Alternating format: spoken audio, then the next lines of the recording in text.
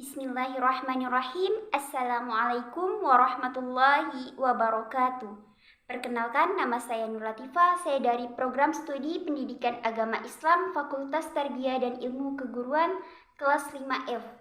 Di sini saya mendapat tugas dari dosen pengampu mata kuliah Metodologi Penelitian Kualitatif, yaitu Ibu Alfira Pranata, MPD, untuk membuat suatu video mengenai laporan penelitian yang saya lakukan.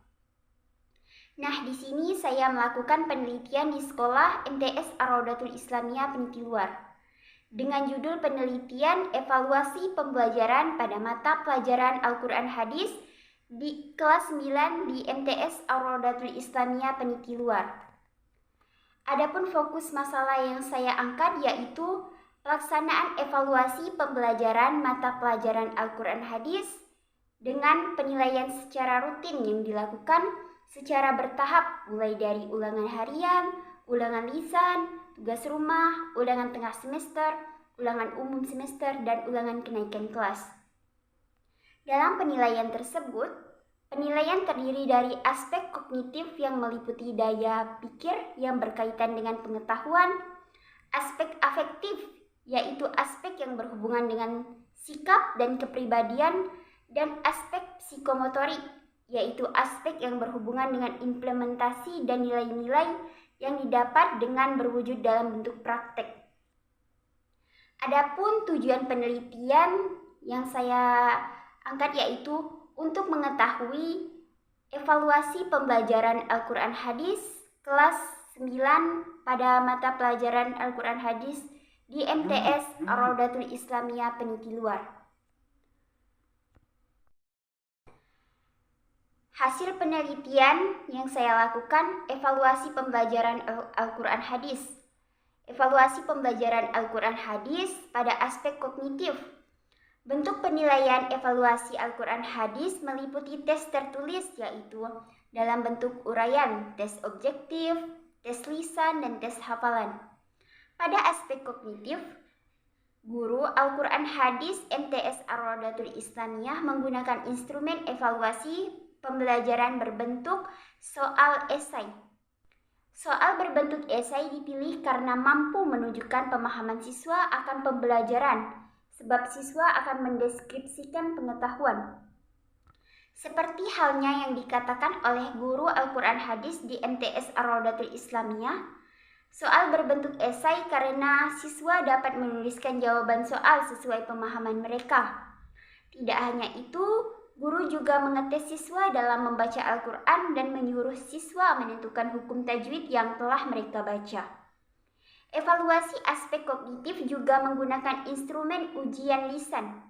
Berdasarkan wawancara kepada guru, ujian lisan dilaksanakan dengan siswa maju satu persatu di depan kelas untuk menghafal ayat-ayat Al-Quran dan beberapa hadis. Guru Al-Quran Hadis di MTS Ar-Raudatul Islamiyah mengatakan ujian lisan menguji kemampuan menghafal siswa. Adapun evaluasi pembelajaran Al-Quran Hadis, aspek afektif. Evaluasi pembelajaran pada aspek afektif dan spiritual yaitu terdapat pada sikap ketika anak melakukan pembelajaran, bisa dilihat dari kerajinan siswa, kedisiplinan siswa, dan tepat waktu.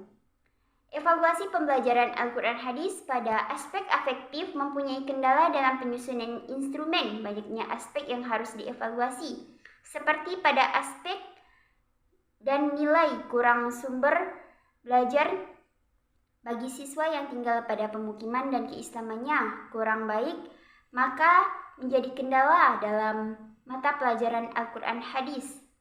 Aspek afektif menyangkut kepribadian, budi pekerti, dan norma.